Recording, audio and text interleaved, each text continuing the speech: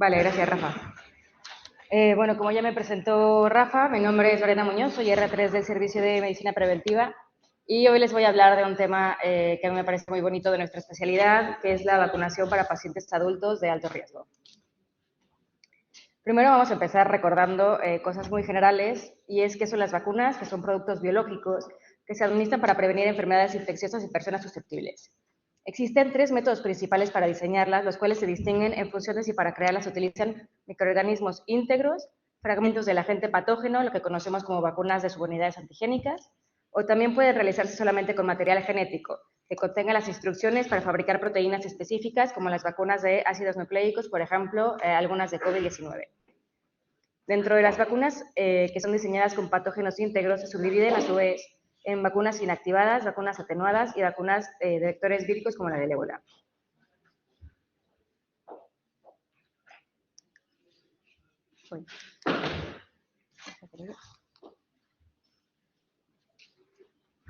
Vale, de aquí en adelante nos vamos a referir vamos a hacer dos divisiones prácticas. Vamos a referirnos a vacunas atenuadas como las vacunas vivas atenuadas y como vacunas inactivadas al resto, ¿vale? ¿Cómo funcionan las vacunas? Pues a grandes rasgos lo que hacen es estimular el sistema inmunitario para que éste desarrolle defensas que actuarán en el momento que entre en contacto con el microorganismo que produce la infección, con la finalidad de lograr la prevención de la enfermedad o, en su defecto, de la enfermedad grave. ¿Por qué vacunar?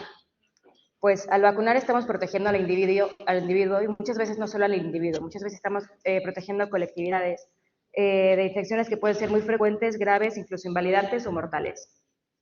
En la actualidad hay vacunas, en la actualidad gracias a las vacunas hay enfermedades que están muy controladas o que directamente han desaparecido, como es el caso de la viruela.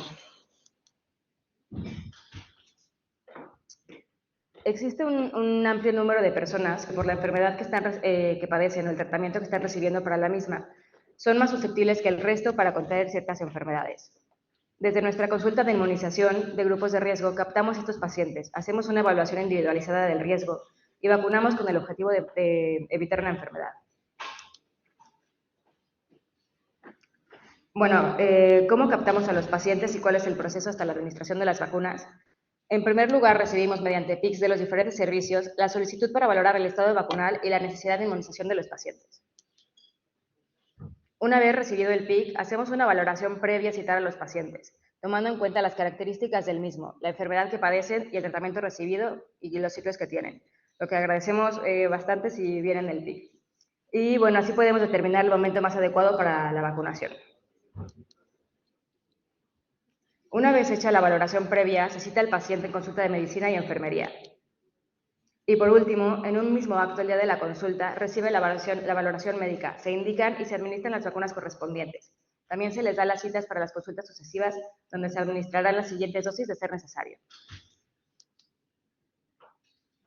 Bueno, se conocen ciertos principios generales de vacunación que debemos de tomar en cuenta a la hora de valorar las vacunas a administrar. La primera, y como casi todo en medicina, es que la valoración tiene que ser individualizada. La pauta a determinar depende de cuatro cosas principalmente, que son la edad del paciente, el grado de inmunosupresión, la enfermedad que tiene y el tratamiento que está recibiendo. ¿Cuándo es el mejor momento para vacunar? Bueno, pues idealmente hay que intentar vacunar en fases de enfermedad controlada, evitando periodos de brotes y de preferencia antes de iniciar el tratamiento inmunosupresor. Además, es importante que los intervalos entre vacunas se respeten. Las vacunas, para que logren una correcta inmunogenicidad, dependen de periodos temporales entre las mismas. Si los intervalos son menores, la respuesta inmune puede ser suboptimal. Según las recomendaciones del Comité Asesor de las Vacunas, de la CDC, las dosis se pueden retrasar, pero no adelantar. Es por eso que es nuestro principio dosis puesta, dosis que cuenta, que significa que si tenemos una dosis, la siguiente le corresponde al mes. A pesar de que pasen 3 meses, se puede administrar la vacuna y no hace falta iniciar la vacunación desde el principio. Bueno, respecto a las vacunas vivas atenuadas, hay que mencionar que están contraindicadas en todas las situaciones de inmunosupresión de alto nivel. En caso de estar indicadas, deben administrarse antes de las 4 semanas previas al inicio de la inmunosupresión. El tiempo de espera para la vacunación después del tratamiento inmunosupresor depende mucho del tratamiento que esté recibiendo y puede variar desde 3 hasta 12 meses.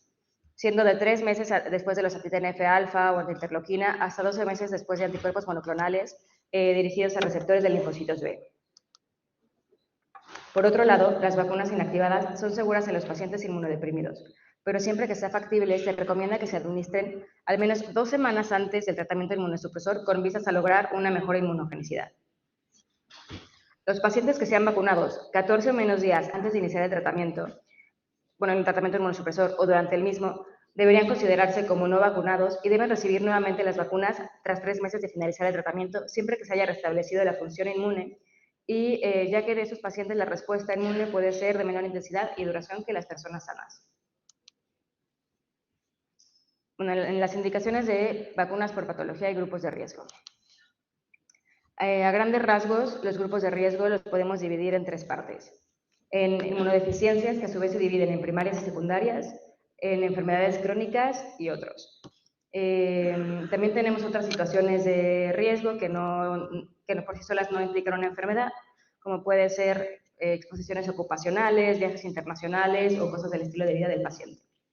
El día de hoy nos vamos a enfocar en las inmunodeficiencias secundarias, enfermedades crónicas y el cajón de desastre, que son otras condiciones. Para esto se han establecido recomendaciones oficiales, como en el documento que menciono aquí, sobre las pautas de vacunación indicadas en cada grupo, así como el momento más apropiado para administrarlas, valorando siempre el riesgo-beneficio que podamos aportar al paciente. Y hoy mencionaremos las vistas con más frecuencia en nuestra consulta o las de mayor relevancia. Vamos a iniciar con los pacientes VIH. Gracias a la terapia antirretroviral se ha modificado la evolución natural de la infección, pero aún así sigue estando justificada la necesidad de vacunación en estos pacientes. Empezando por gripe y COVID, que van a estar presentes en casi todos nuestros protocolos, también tenemos que valorar la necesidad de vacunar contra las siguientes enfermedades. La hepatitis B, siempre, ya que el riesgo de infección como de enfermedad crónica está incrementado en estos pacientes. El neumococo, pues se ha visto que presentan un riesgo 40 veces superior que las personas VIH negativo. Meningitis, ya que estos pacientes tienen el riesgo elevado de enfermedad neumocócica invasiva. La vacuna del zóster. En la vacuna del zóster me voy a detener un poco, ya que ha habido ciertas actualizaciones recientes. Anteriormente, la vacuna del zóster en pacientes VIH estaba indicada únicamente si llevaban, CD4 mayores de 200, pero que llevaran tiempo con tratamiento estable. Ahora únicamente necesitamos que tengan CD4 mayores de 200 para poder administrar la vacuna.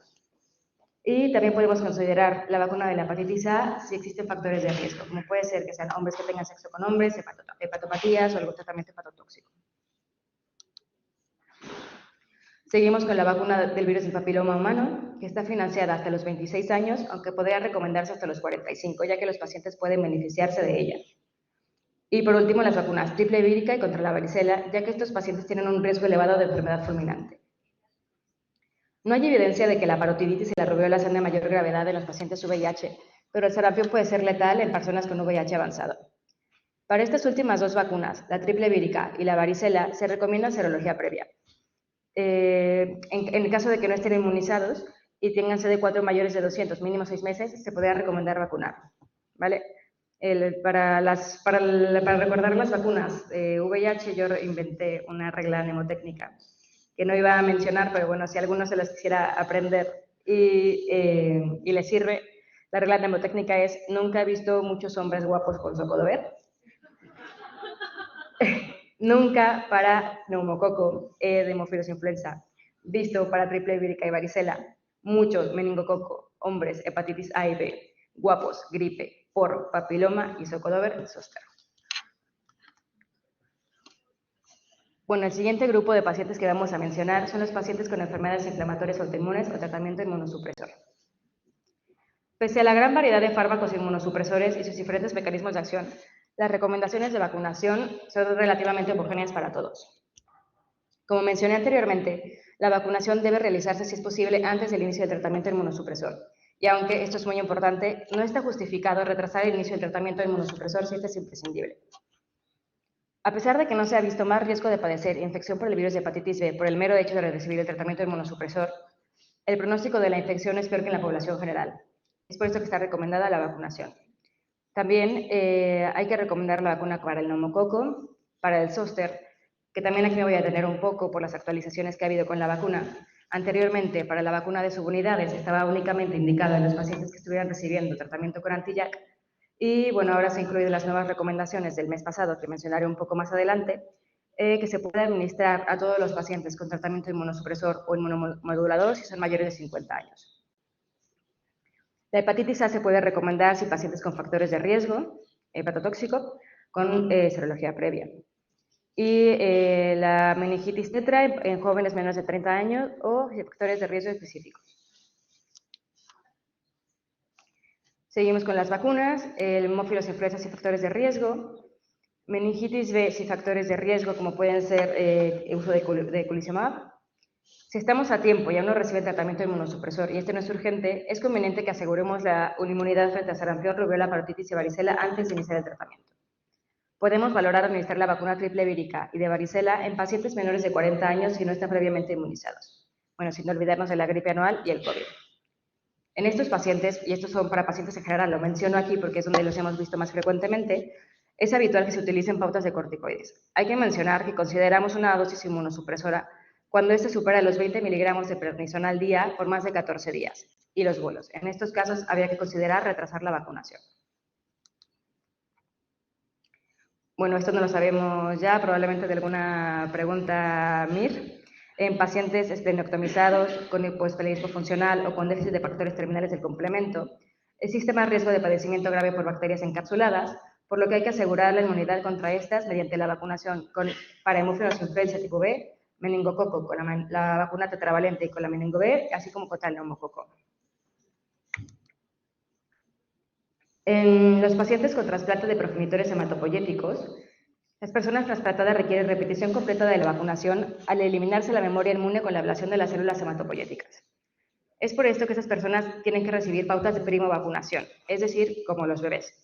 Tienen que recibir prácticamente todas las vacunas, zóster, hepatitis A, triple vírica, varicela, hexavalente, neumococo, meningococo, hepatitis B, VPH en mujeres de 12 a 26 años, gripe y COVID. Y bueno, cabe mencionar que salvo en el caso de sarampión y varicela no se requeriría estudio serológico previo. Las diferentes guías y protocolos recomiendan las mismas vacunaciones independientemente del tipo de trasplante, no importa si es autólogo o halogénico, tampoco importa la fuente de progenitores hematopoyéticos o el régimen de acondicionamiento establecido. En pacientes con trasplante de órgano sólido, idealmente se administrarán todas las vacunas necesarias antes de la realización del trasplante o cuando se prevea que la evolución clínica puede llevar al mismo. Las vacunas vivas atenuadas solo podrán administrarse antes del trasplante, de preferencia más de 4 semanas antes, ya que están contraindicadas después del trasplante. Las vacunas no atenuadas, como hepatitis B, gripe, etc., se pueden administrar tanto antes como después del trasplante, pero ya que la respuesta inmune será superior previamente a este, debe intentar completarse la vacunación antes. Si esto no es posible, se retomará la vacunación 6 meses tras el trasplante, cuando el paciente esté con función estable y solo esté con tratamiento inmunosupresor de mantenimiento. Las vacunas recomendadas son el tétanos, la vacuna del neumococo, hepatitis B, hepatitis A, meningitis. Trasplante de órgano sólido. En estos pacientes, bueno, también hay que valorar en trasplante de órgano sólido la vacunación de zóster con subunidades, la vacuna del virus de papiloma humano, sobre todo en mujeres de 12 a 26 años, pero aquí hay que mencionar que esta vacuna todavía no está financiada. Aún así, podemos recomendarla.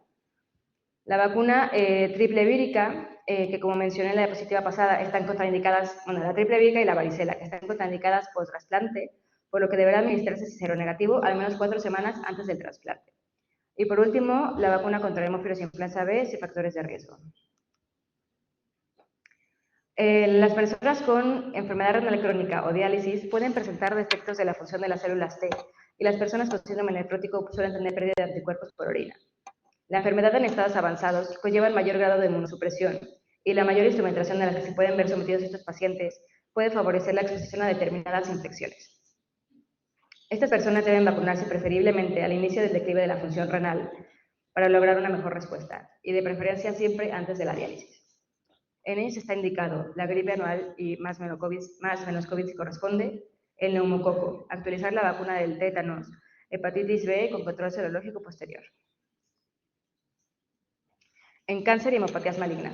Estos pacientes por la inmunosupresión resultado de su enfermedad o tratamiento se recomienda en general la vacunación para el tétanos triple vírica valorando la serología de sarampión pretratamiento, varicela con serología pretratamiento, neumococo, hepatitis B, gripe y COVID.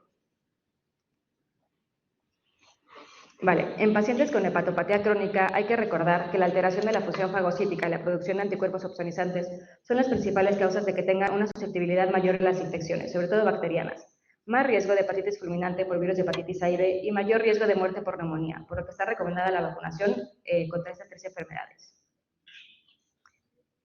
Bueno, por último, lo último que vamos a mencionar son las personas receptores de implante coclear, así como las personas con fístula de líquido cefalorraquídeo, ya que presentan un alto riesgo de presentar enfermedad neumocócica invasiva, por lo que deben recibir vacunación frente a neumococo. Bueno, así como estas, hay muchas más situaciones en las que los pacientes se pueden beneficiar de las vacunas. En modo resumen, hice esta tabla con las vacunas indicadas en cada patología y el número de dosis correspondiente, siguiendo las recomendaciones generales y el calendario vacunal para personas con condiciones de riesgo de Castilla-La Mancha que sacaron en marzo de este año. Aquí podemos ver que en esta tabla también están incluidos los pacientes con enfermedades cardiovasculares y respiratorias crónicas, en las que habrá que valorar también la administración antineumocócica, además de la triple vírica y varicela.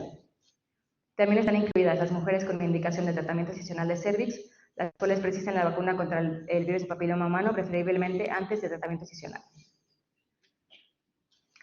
Bueno, como he mencionado previamente, en octubre de este año sacaron una actualización de las recomendaciones de la vacunación frente al herpes zóster con la vacuna de subunidades. Quería aprovechar para mencionarla hoy para indicar los principales cambios. Los principales cambios son, como mencioné antes, que los pacientes VIH no es necesario esperar ningún periodo de tiempo tras el diagnóstico para la vacunación mientras los CD4 sean mayores de 200. Que en pacientes con VIH, que en cuanto al tratamiento inmunosupresor, anteriormente únicamente estaban las recomendaciones de los pacientes anti-JAK. Y ahora, si los pacientes son mayores de 50 años y tienen fármacos inmunomoduladores o inmunosupresores, también hay que valorar su administración, ¿vale? Otro de los cambios es que receptores de trasplantes de progenitores hematopoyéticos hay que iniciar la vacunación al menos 6 meses tras el trasplante. Y que en los trasplantes de órgano sólido la primera dosis tendrá que administrarse de 4 a 8 meses post-trasplante. He mencionado a lo largo de la presentación algunas vacunas que requieren de serología previa para valorar la necesidad de vacunación, así que me gustaría mostrarles cómo solicitar las serologías vacunales en Mambrino. Nos vamos a la pantalla de crear petición. Ahí hay que ir a laboratorio, perfiles y ahí está, estudio serológico prevacunación, ¿no? Ahí lo pueden solicitar antes de enviarnos los pacientes a la consulta. Vale, para concluir, es importante recordar que la inmunización es una de las intervenciones en salud pública más eficientes en términos de disminución de mortalidad, morbilidad y discapacidad, ¿vale? Es necesario consolidar en nuestras poblaciones de riesgo la idea de que la vacunación también es una estrategia imprescindible para ellos. Encontrar el mejor momento para vacunar es un reto que hay que superar, valorando cada caso de manera individualizada para así lograr el mayor beneficio para los pacientes. Y por último, y el que me parece a mí más importante para la sesión de hoy, es que es fundamental saber reconocer adecuadamente los perfiles de estos grupos de riesgo, para orientarlos a la consulta de vacunación, asegurando así intervenciones tempranas y personalizadas que puedan marcar la diferencia en su salud. Por último, me gustaría dejarles información acerca de nuestro servicio, que muchas veces nadie sabe dónde está. Les informo que el servicio de medicina preventiva se encuentra en la planta 1 del edificio D, frente a los vestuarios del servicio de urgencias. Estos de aquí son nuestros teléfonos de contacto y nuestro correo electrónico. Muchas gracias.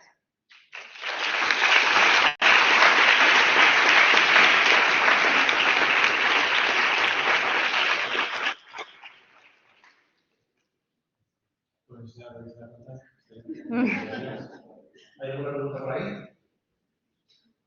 ¿Alguna duda? ¿Doctor Sánchez? Hoy no tenemos un micrófono. Sí. No he visto el calendario que has puesto que se ha hecho para Castilla-La Mancha. Sí. No he visto la última fila de abajo donde estaba la vacuna del neumococo. Sí. Entonces, te pregunto porque hay mucha confusión actualmente con la vacuna del neumococo. Vale, es que no veía, con la cabeza de Rafa no veía nada. Vale, porque incluso en personas no inmunocomprometidas que recomendamos vacunar en el centro de salud, si no se han hecho, parece que hay muchas dudas de si vacunar con la vacuna polisacaria 23, que yo creo que ya no existe, no sé. Sí. Todavía existe. La polisacaria 23.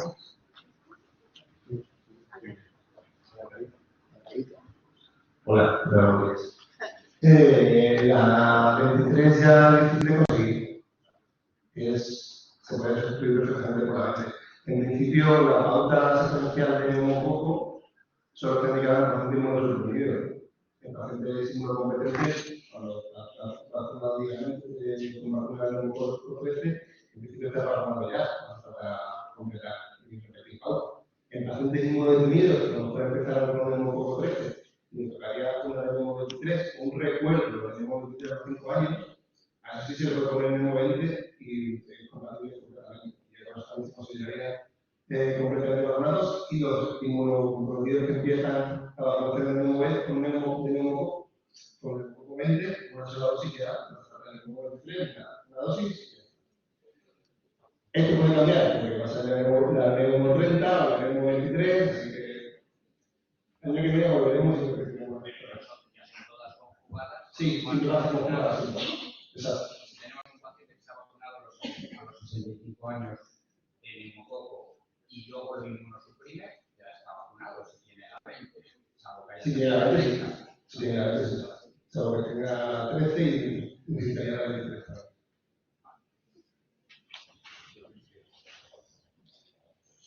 Muy bien. ¿Alguna pregunta más? ¿Nada?